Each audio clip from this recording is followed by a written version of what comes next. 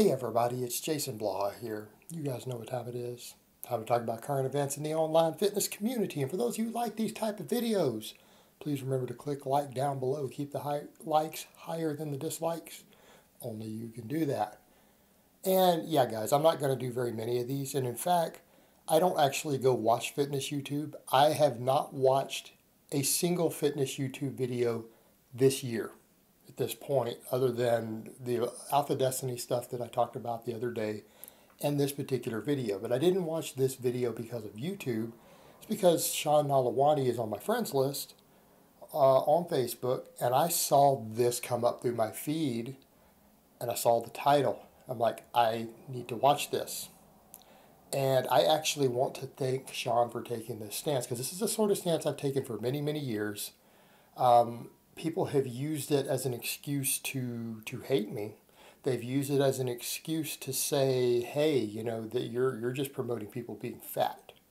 The problem is that we have an industry, and as Sean points this out as someone who's been observing it a long time, when you see what this industry is, being lean starts to get less and less appealing for him as a mature man at this point, not a little boy. Someone who he himself has a couple decades of experience around all of this.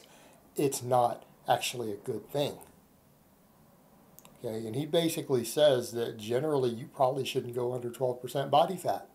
That if you want to balance health, aesthetics, performance, all that, probably 12 to 14% your sweet spot. And as he points out, he shows a picture in there of himself at 12% on a DEXA scan, and it's leaner than a lot of people would think. And he covers a lot of that, and he explains that we have an industry that is conditioning people to think that ultra lean is good or desirable. And what they don't realize is that to the general population, 12% body fat is ripped.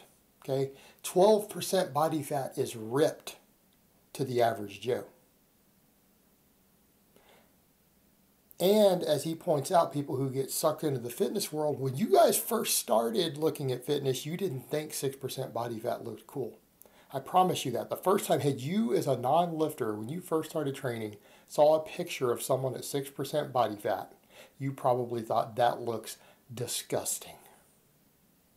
Okay, that's the normal human response, by the way. Or that looks weird.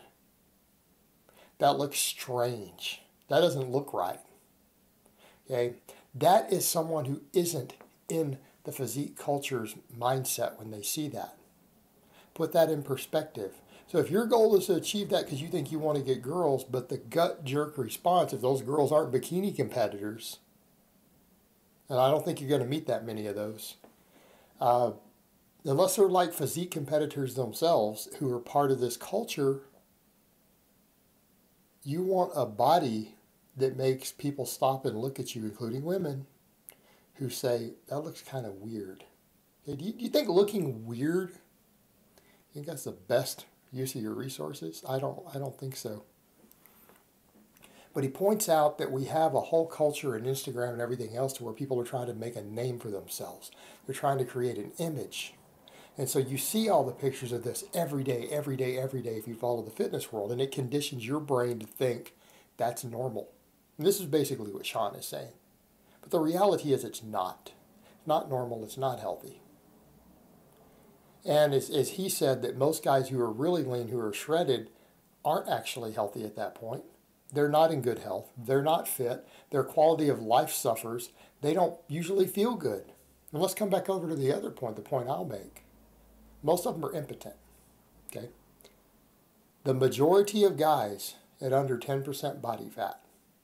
Some of you guys, there's always someone who says, oh, I'm the exception. Well, number one, I want to see your DEXA scan. Number two, I want to talk to your girlfriend. Okay, because guys are in denial of this stuff. A guy who's 12% body fat will say, I don't have erectile dysfunction. Yeah, you're not really 9%. I want to see a DEXA scan of you at 8%, and I want to go have a conversation with your girlfriend and ask her about what's really going on. Girlfriend of your wife. Then we'll get to the truth of the matter for you guys who claim, well, I'm 8% and I don't have any of those problems. Statistically, that's very unlikely. Hey, you might be lucky. You might be lucky.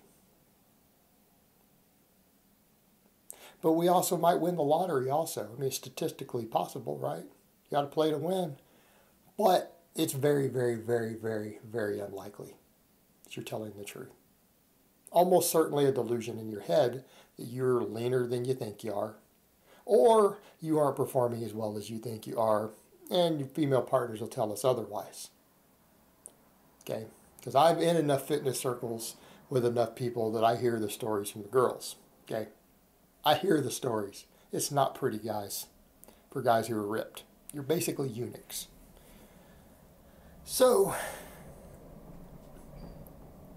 Sean's the one kind of calling this out, and I can appreciate that. And he is someone who does have that look, who people are going to listen to, and he's not just hating, not just promoting dad bods.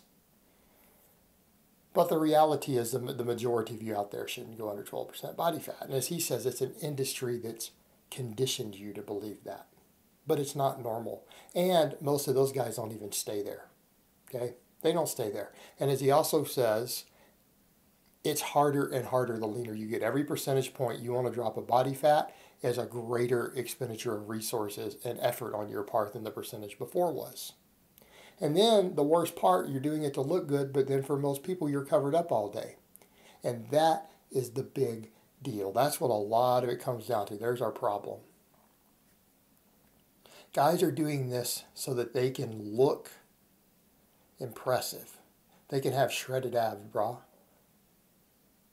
But the overwhelming majority of people, I'm actually an exception, because you guys see me shirtless on camera training every day, but I'm not ripped, and I don't care. I don't care. Let that sink in. It's called confidence and being secure. Which, by the way, is more attractive to women than your abs. Just throwing that out there for guys who are unaware of that fact. Being confident and secure will get you 1,000 times more pussy than shredded abs will. Even if you're fat. That's reality. So, come back over to looking good. You have your shirt on all day. When you start cutting to 10% or lower body fat, you look smaller in a shirt. And as he said, it's really hard for naturals to look big in a shirt, and that is true. In fact, when you see someone who looks big in a shirt, you probably need to start questioning their natural status at that point. Because I'm not talking about the shredded guy who's tiny but looks big in a picture. And again, Sean covers that. The guys look good for photos. In person, walking around in a t-shirt, a lot of these shredded guys, you're going to go, do you even lift, bro? And I can tell you straight up, my opinion, my life experience, there is no guy who is natural and under 10% body fat who looks big in a shirt that I have ever met in my entire life. A true natural. A true natural who is at under 10% body fat while wearing a shirt, I have not in my 2 decades in the iron game met one who looked big in that situation.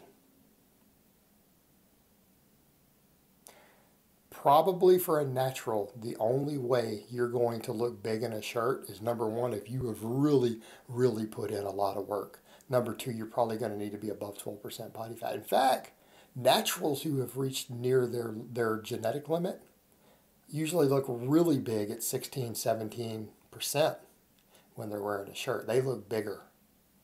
They look their biggest. Like, they look more jacked. That is generally a guy who you're going to see and go, oh, that guy definitely lifts. And so unless you're in an environment where you're running around with your shirt off all day long, you're going to look smaller for having gotten ripped anyways. You're going to look smaller. You're going to be a do you even lift, bro? To everyone who sees you.